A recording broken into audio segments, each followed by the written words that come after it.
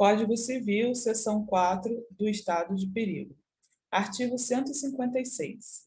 Configura-se o estado de perigo quando alguém, premido da necessidade de salvar-se, ou a pessoa de sua família, de grave dano conhecido pela outra parte, assume obrigação excessivamente onerosa. Parágrafo único. Tratando-se de pessoa não pertencente à família do declarante, o juiz decidirá segundo as circunstâncias. Seção 5, da lesão. Artigo 157. Ocorre a lesão quando uma pessoa, sob premente necessidade ou por inexperiência, se obriga à prestação manifestamente desproporcional ao valor da prestação oposta. Parágrafo 1º. Aprecia-se a desproporção das prestações segundo os valores vigentes ao tempo em que foi celebrado o negócio jurídico. Parágrafo 2º. Não se decretará a anulação do negócio se for oferecido suplemento suficiente ou se a parte favorecida concordar com a redução do proveito. Eu consigo diferenciar um outro. Ó.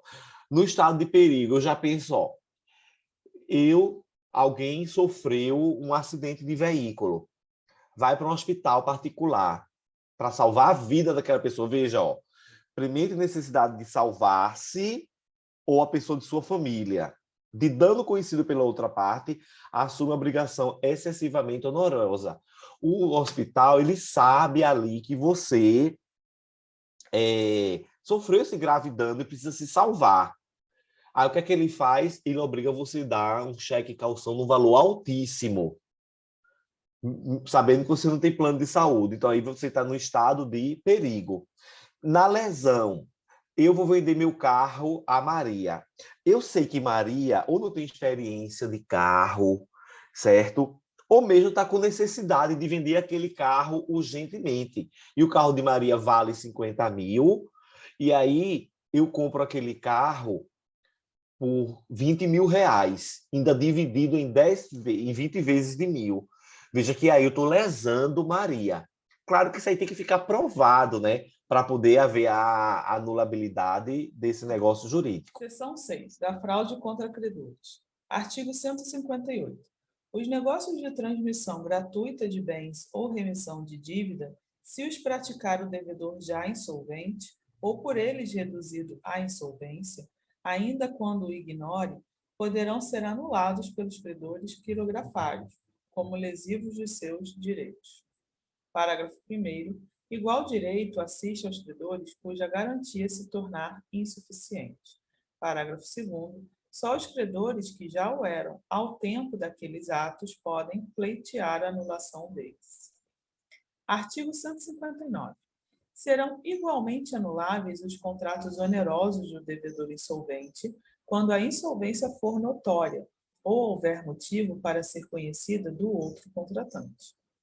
Artigo 160. Se o adquirente dos bens do devedor insolvente ainda não tiver pago o preço e este for aproximadamente o corrente, desobrigar-se-á depositando-o em juízo, com a citação de todos os interessados. Parágrafo único. Se inferior, o adquirente, para conservar os bens, poderá depositar o preço que lhes corresponda ao valor real. Artigo 161. A ação, nos casos dos artigos 158 e 159, poderá ser intentada contra o devedor insolvente, a pessoa que com ele celebrou a estipulação considerada fraudulenta, os terceiros adquirentes que hajam procedido de má-fé. Artigo 162. O credor quirografário, que receber do devedor insolvente o pagamento da dívida ainda não vencida, ficará obrigado a repor, em proveito do acervo sobre que se tenha de efetuar o concurso de credores, aquilo que recebeu. Artigo 163. Presumem-se fraudatórias dos direitos dos outros credores as garantias de dívidas que o devedor insolvente tiver dado a algum credor. Artigo 164. Presumem-se, porém, de boa-fé e valem os negócios ordinários indispensáveis à manutenção de estabelecimento mercantil, rural ou industrial, ou à subsistência do devedor e de sua família. Artigo 165. Anulados os negócios fraudulentos, a vantagem resultante reverterá em proveito do acervo sobre que se tenha de efetuar o concurso de credores. Parágrafo único. Se esses negócios tinham por único objeto atribuir direitos preferenciais mediante hipoteca, penhor ou anticrese, sua invalidade importará somente na anulação da preferência ajustada. Caput do 158, quando ele diz que os negócios de transmissão gratuita de bens ou remissão de dívida, se os praticar o devedor já insolvente, ou por eles reduzida a insolvência, ainda quando o ignore, poderão ser anulados pelos credores quirografários como lesivos de seus direitos. Credor quirografário é aquele que não tem garantia, certo? Diferente do credor pignoratício, que é aquele que tem garantia. E o capítulo 5 da invalidade do negócio jurídico. Artigo 166. É nulo o negócio jurídico quando 1. Celebrado por pessoa absolutamente incapaz. 2. For ilícito, impossível ou indeterminável o seu objeto. 3. O motivo determinante, comum a ambas as partes, for ilícito. 4. Não revestir a forma prescrita em lei. 5. For preterida alguma solenidade que a lei considere essencial para sua validade. 6. Tiver por objetivo fraudar lei imperativa. 7. A lei taxativamente declarar nulo ou proibir-lhe a prática, sem combinar sanção. Artigo 167. É nulo o negócio jurídico simulado, mas subsistirá o que se dissimulou, se válido for na substância e na forma. Parágrafo 1º. Haverá simulação nos negócios jurídicos quando 1. Aparentarem conferir ou transmitir direitos a pessoas diversas daquelas às quais realmente se conferem ou transmitem. 2. Contiverem declaração, confissão, condição ou cláusula não verdadeira. 3. Os instrumentos particulares forem antedatados ou pós-datados. Que entra aqui o caso do cheque que você comentou, né? No caso, o cheque, além de não ter previsão de ser pré-datado, que a gente fala dos pós-datados, o Código Civil prevê a sua simulação. Parágrafo 2º. Ressalvam-se os direitos de terceiros de boa-fé em face dos contraentes do negócio jurídico simulado. Artigo 168. As nulidades dos artigos antecedentes podem ser alegadas por qualquer interessado ou pelo Ministério Público quando lhe couber intervir. Parágrafo único. As nulidades devem ser pronunciadas pelo juiz quando conhecer do negócio jurídico ou dos seus efeitos e as encontrar prováveis, não lhe sendo permitido supri-las, ainda que a requerimento das partes. Artigo 169. O negócio jurídico nulo não é suscetível de confirmação, nem convalesce pelo decurso do tempo. Artigo 170. Se, porém, o negócio jurídico nulo contiver os requisitos de outro, subsistirá este quando o fim a que visavam as partes permitir supor que o teriam querido se houvessem previsto a nulidade. Artigo 171. Além dos casos expressamente declarados na lei, é anulável o negócio jurídico. 1. Por incapacidade relativa do agente. 2. Por vício resultante de erro, dolo, coação, estado de perigo, lesão ou fraude contra credores. Artigo 172. O negócio anulável pode ser confirmado pelas partes, salvo direito de terceiro. Artigo 173. O ato de confirmação deve conter a substância do negócio celebrado e a vontade expressa de mantê-lo. Artigo 174. É escusada a confirmação expressa quando o negócio já foi cumprido em parte pelo devedor, ciente do vício que o inquinava. Artigo 175. A confirmação expressa ou a execução voluntária de negócio anulável, nos termos dos artigos 172 a 174, importa a extinção de todas as ações ou exceções de que contra ele dispusesse o devedor. Artigo 176. Quando a anulabilidade do ato resultar da falta de autorização de terceiro, será validado se este ader posteriormente. Artigo 177. A anulabilidade não tem efeito antes de julgada por sentença, nem se pronuncia de ofício. Só os interessados a podem alegar e aproveita exclusivamente aos que a alegarem, salvo caso de solidariedade ou indivisibilidade. Artigo 178. É de 4 anos o prazo de decadência para pleitear-se a anulação do negócio jurídico contado. 1. No caso de coação, do dia em que ela cessar. 2. No de erro, dolo, fraude contra credores, estado de perigo ou lesão, do dia em que se realizou o negócio jurídico. 3. No de atos de incapazes, do dia em que cessar a incapacidade. Artigo 179. Quando a lei dispuser que determinado ato é anulável, sem estabelecer prazo para pleitear-se a anulação, será este de 2 anos, a contar da data da conclusão do ato. Artigo 180. O menor, entre 16 e 18 anos, não pode, para eximir-se de uma obrigação, invocar a sua idade se dolosamente a ocultou quando inquirido pela outra parte, ou se, no ato de obrigar-se, declarou-se maior. Artigo 181.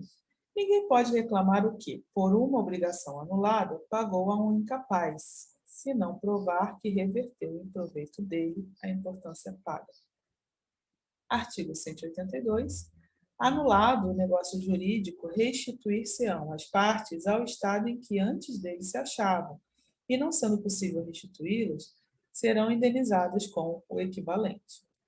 Artigo 183. A invalidade do instrumento não induz a do negócio jurídico, sempre que este puder provar-se por outro meio. Artigo 184.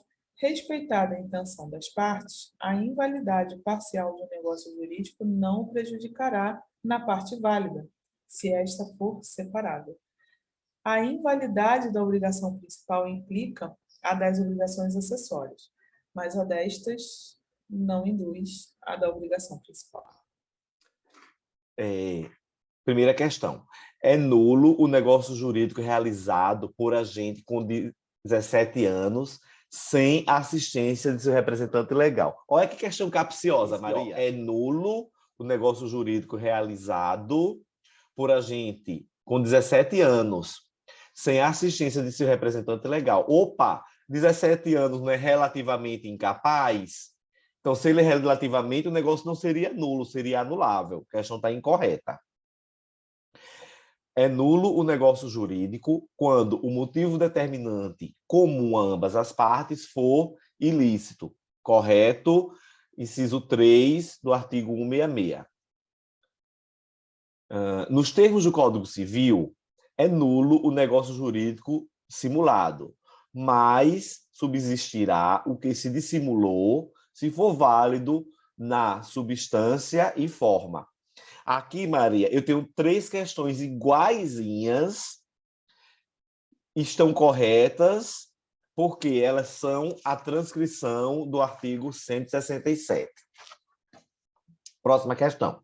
A simulação é uma declaração falsa, enganosa da vontade, visando apresentar negócio diverso do efetivamente desejado, independente do acordo com a parte contrária ou seus destinatários. Isso aqui está certo, porque a declaração falsa, Maria, por si só, já é uma simulação, ok?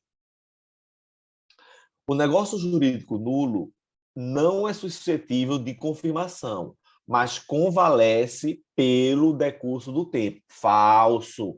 Se ele é nulo, nem é suscetível de confirmação, nem convalesce pelo decurso do tempo. Artigo 169.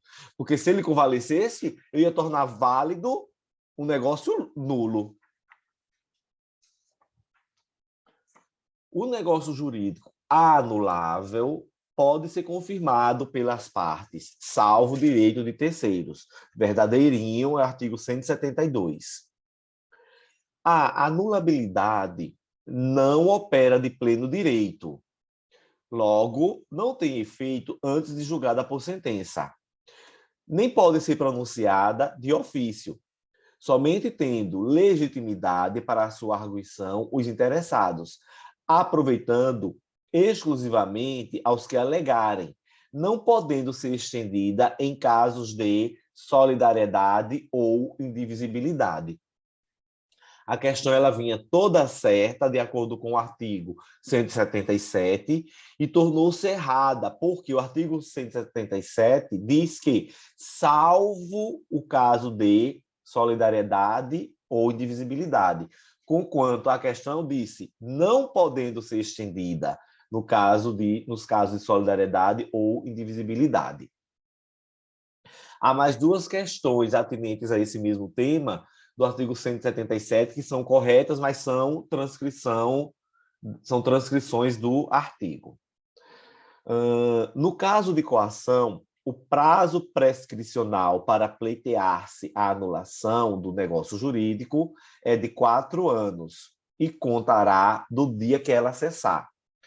De fato, o prazo é de 4 anos e vai contar do dia em que a coação cessar. Só que não é prazo prescricional, e sim decadencial, tal qual preceitua o artigo 178 do Código Civil, que diz: é de 4 anos o prazo de decadência para pleitear-se a anulação do negócio jurídico, contado, no caso de coação, do dia em que ela cessar. No caso de erro, dolo, fraude contra credores, estado de perigo ou lesão, do dia em que se realizou o negócio jurídico. E nos atos de incapazes, o dia em que cessar a incapacidade. Olha aqui uma questão bem certinha. O prazo de 4 anos para se pleitear a anulação do negócio jurídico é decadencial, contado da coação, do dia em que cessar. E no caso de erro, do dia em que se realizou o negócio jurídico. Está bem certinho. Sobre o artigo 179, Maria, que diz: quando a lei dispuser que determinado ato é anulável sem estabelecer prazo para pleitear-se a anulação, será de 2 anos a contar da data da conclusão do ato. Tem uma jurisprudência de 2020 do STJ que diz: a venda de bem entre ascendente e descendente, por meio de interposta pessoa, é ato jurídico anulável, aplicando-se o prazo decadencial de 2 anos, previsto no artigo 179 do Código Civil de 2002. É o RESP 1679501 de Goiás, da ministra Nancy Andrighi.